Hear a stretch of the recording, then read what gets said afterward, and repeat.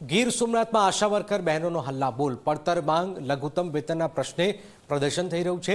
જિલ્લા કલેક્ટર કચેરીએ આશા વર્કર બહેનો ઉમટી પડી, જિલ્લા સેવા સદનમાં સૂત્રોચ્ચાર કરી પ્રતિક ધરણા કર્યા।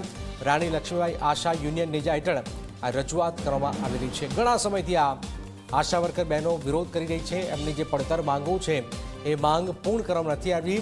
લઘુત્તમ વેતન અને પડતર માંગ અને બાકી વેતનના મુદ્દે આપ જોઈ રહ્યા છો, અનેક આ જે બહેનો જે છે એમને હલ્લાબોલ કર્યો છે।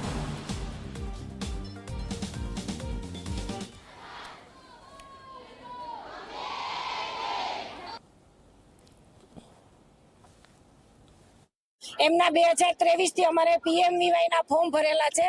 અમને ત્યારે બહેનોને કીધું તો 50 રૂપિયા તમને એક ફોર્મે મળશે, જે અમને કોઈ બહેનોને મળેલા નથી।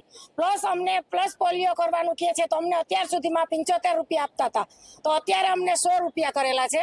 તો આવા નજીવા વેતનમાં બહેનો સવારે 7 વાગ્યાથી સાંજે 5 વાગ્યા સુધી કામ કરે છે, તો અમને એનું પૂરતું વેતન મળવું જોઈએ।